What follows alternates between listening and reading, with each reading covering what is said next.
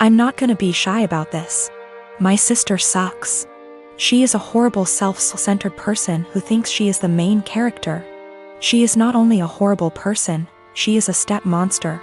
She married this guy, who is a freaking pushover. 3 years ago. He has 2 children, 10 and 6. My sister constantly complains about them, saying things like the 6-year-old is gross because he sips too loud or has stained clothing. For the love of God. He is 6. That's what a child is supposed to do. And she is so mean to the 10-year-old girl. She acts straight out jealous of her. I've caught her taunting her, that daddy loves my sister more than her. She is horrible. I have straight up called her out, after trying to talk to her like a million times. At Christmas she was saying that I'd be nice to have the kids there, and I said, why? You hate them? This was when everything was almost over and she had been bragging to her friends that her husband had spent more on her than on daughter. A fight ensued. My parents reprimanded me, but my cousins took my side and called her out, noting every moment that they had witnessed her being horrible. Her husband obviously took her side and said that she was a wonderful stepmother and that the kids love her. To which I said that was a lie, as I had consoled them countless times after they were taunted by my sister. They left and we haven't talked since. One day I was running errands and run into my step-nephews who were with their mother. I had never met her.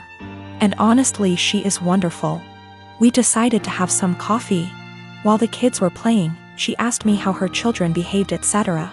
I said they were wonderful, and then I just spilled the beans on my sister. How awful she was. What I've heard her say to the kids, the inaction of her ex-husband. By the end she was horrified. She said the kids didn't like her. But she always chucked it up to my sister being the new woman in their father's life. She said the kids never really said anything even when she asked. I then told her I was very concerned for the children, as my sister had straight up told the 10-year-old that it would be better if she disappeared from her father's life. Their mother saw red and asked me if I'd be willing to testify. She said that this was unacceptable and she would be taking their father to court again. I said I would recount the events that I witnessed and could ask my cousins who witnessed a lot too. She was very grateful. I asked my cousins who were all willing to recount the events. Word got around to my parents and by extension my sister, and they have been calling me the biggest asshole on the planet who would betray family on a whim. I am a 16-year-old female. I used to have a good relationship with my mother. That has since crashed and burned since she dated and married my stepdad, Gary, 6 years ago. Gary treats his son Ian, 19 male, like he's the center of the universe and expects my mother to as well, so she does. Anything Ian wants, Ian gets, and that usually comes at the expense of me. Ian wanted my room when they moved it. I was forced to go to another room to make the transition easier for everyone. Ian wanted a car for his 16th birthday. I didn't get braces for another year. Ian wanted to go on an expensive trip for spring break.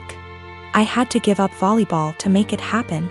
Ian wanted to have his side of the family over. I was expected to find somewhere else to be, since I wasn't family. My mother just went along with all of this and acted like it shouldn't affect me at all. My dad was overseas for a long time, and we used to FaceTime, and he was so upset by what he was hearing. He's home now and he's offering to have me come live with him. I'm not seeing a reason not to go, and so I told my mom I wanted to go live with my dad.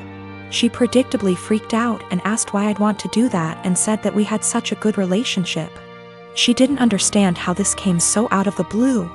I told her that we haven't had a good relationship since she blindly decided to follow Gary's lead and give Ian anything he wanted, and it always came at my expense.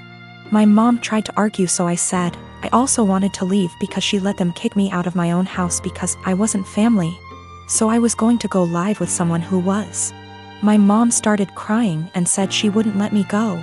So I told her that my dad was willing to go to court over it and I was old enough to be able to say where I wanted to be. She's been a crying mess since I told her, and Gary is being a jackass about how awful I'm being. He was. ING at me about how terribly I'm treating them and how I'm not thinking about them at all. I asked why should I. He never thought of me when he was taking things from me to give to his kid.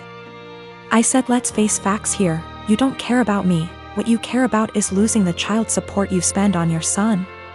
He sort of went slack-jawed and I walked off. My dad said my mom called and threatened to take him to court, so he said he'd see her there. Now she's panicking because she realized he is planning on taking her to court over this. Mom and Gary of course think I'm the asshole for making things hard for everyone. But my dad and grandparents say to leave and never look back. I grow indoor plants and keep them around the house, whether by the kitchen window or out on the front porch.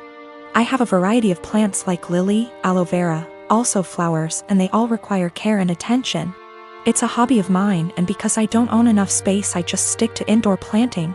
I have a 16-year-old stepson Sean who loves to pull all kinds of pranks and has been trying some weird pranks on me lately. I don't mind it as long as he's happy, and also because nothing is too serious, just hiding my farming tools / replacing them with damaged ones and so on. He just keeps messing around like any other kid. Days ago he posted a FB video of him spraying cold water on me when I was sleeping. It was embarrassing since he shared it with family. I got mad at him and had him delete it despite him begging me to let him keep it. He kept sulking afterwards and had his mom try to convince me to let him repost the video, but I thought that was crazy request. Sean suddenly became friendly and asked if he could water my plants. I was glad he asked and gave him the watering can and told him to start with the plants in the kitchen. He was gone for a few minutes, then he got back and started watering all the plants in the house. Later in the evening I was cleaning my tools and there was a weird smell coming from the watering can. It smelled like bleach. I freaked out and checked my plants and the same smell was coming from them. I confronted Sean and asked what he watered the plants with. He acted dumb and said nothing, but I found a bottle of bleach in his room which made me lose my temper. He admitted watering my plants with bleach to get back at me for making him remove the video. I was mortified. I immediately canceled the weekend trip to the national park that he was looking forward to. He started crying saying it was too much and he made a mistaken moment of clouded judgment. I refused to discuss it. My wife feels bad. Sean hasn't been eating well since I canceled the trip, but he damaged my plants and caused me hurt and pain. She thinks an apology was enough. He is a kid and made a mistake.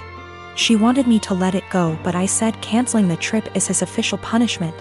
I got called unreasonable and stubborn for this, and that I don't respect her as a parent too. Sean has this mentally that if he admits doing something wrong then he'll be forgiven. This isn't how it should be, but his mother thinks admitting to it and apologizing should be the end of it. My cousin Jake got outed about 4 or 5 days before his 18th birthday in the summer.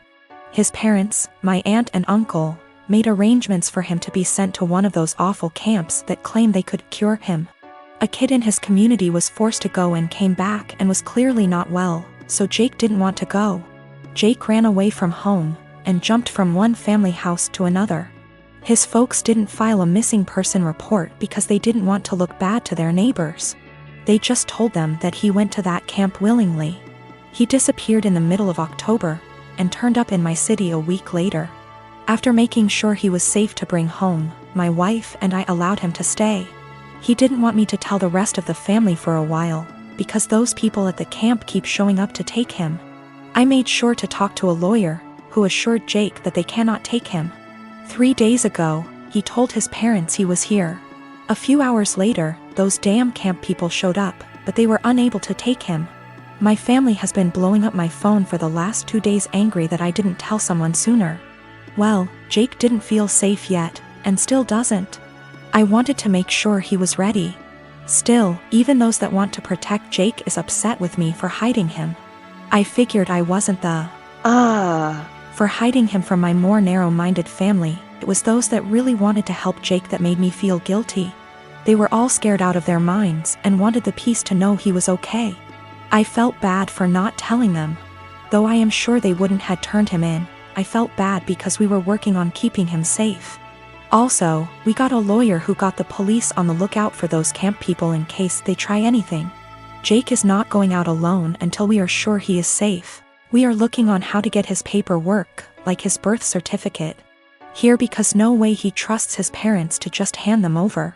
My granny-in-law is talking to some people that could help.